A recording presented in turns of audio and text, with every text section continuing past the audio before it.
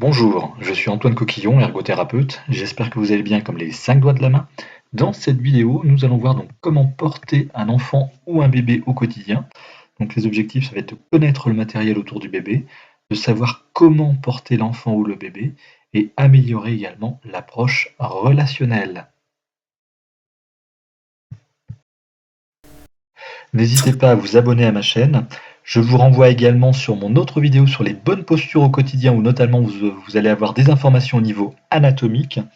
Donc je vous rappelle qu'on parle de nouveau-né de la naissance à 21 jours, de nourrisson de 21 jours à la pousse totale des dents, et de petit enfant quand les dents sont sorties vers 2 ans.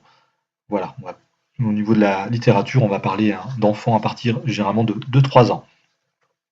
Donc c'est important lors de la manutention de l'enfant, de sa manipulation, donc d'éviter toute exagération des courbures naturelles de la colonne vertébrale qui peuvent provoquer sinon des dysfonctionnements et donc sont à éviter.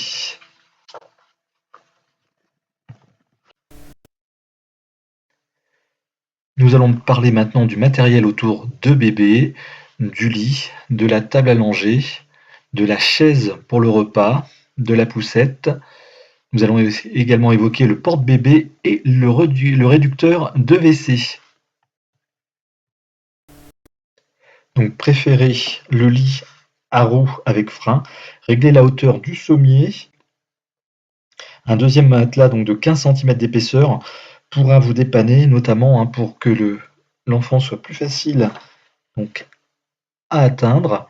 Vous avez également des lits dont la barrière se baisse et également donc, des lits électriques pour les mamans en fauteuil roulant pour pouvoir accéder plus facilement à leur enfant.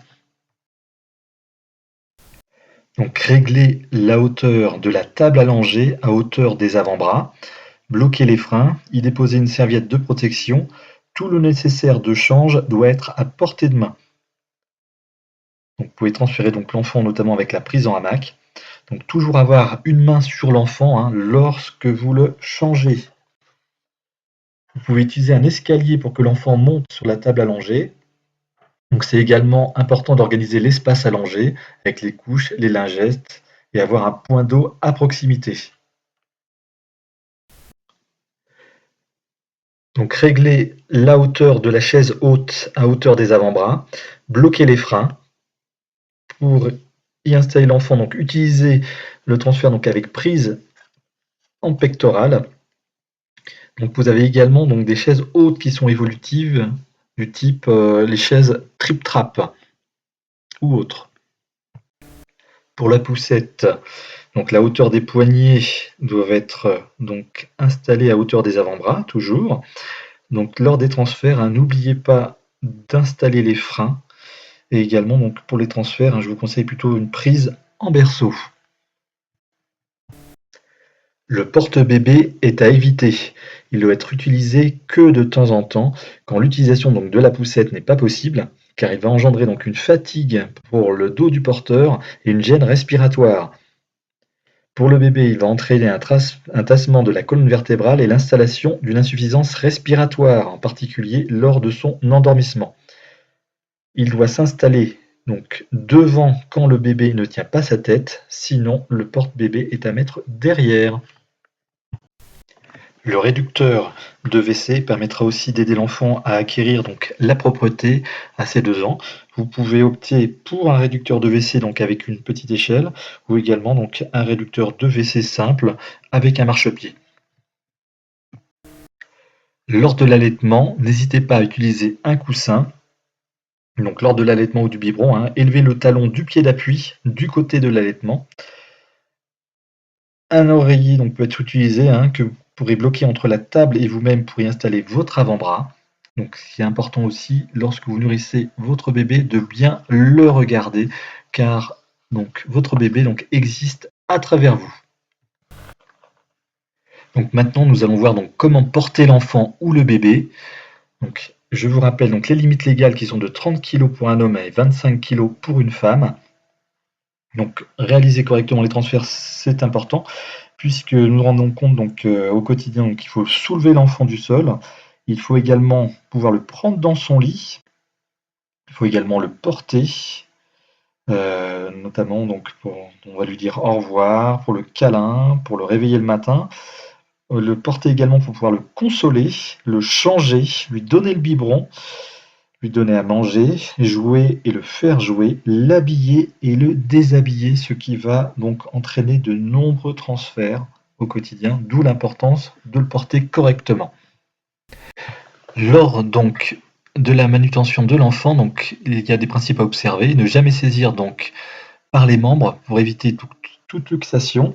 Également donc faire attention au support de destination, attention au revêtement de sol également qui peut entraîner donc des chutes. Veillez également au support forcément de départ. Donc l'espace de transfert doit être libre et le sol praticable. Alors on va commencer avec la mise au lit en balancier. Donc avec une main, on va bien tenir la tête de l'enfant, de l'autre le corps, avec une jambe qui va partir en arrière pour garder une certaine rectitude au niveau du dos.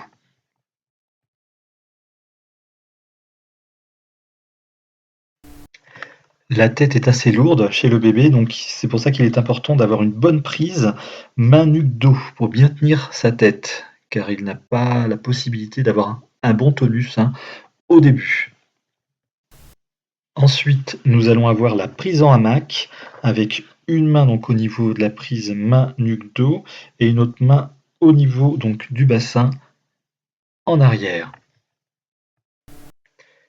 Ici, nous allons avoir la prise en berceau, donc toujours avec cette prise donc main, nuque, dos et également la prise du bassin mais avec une main devant.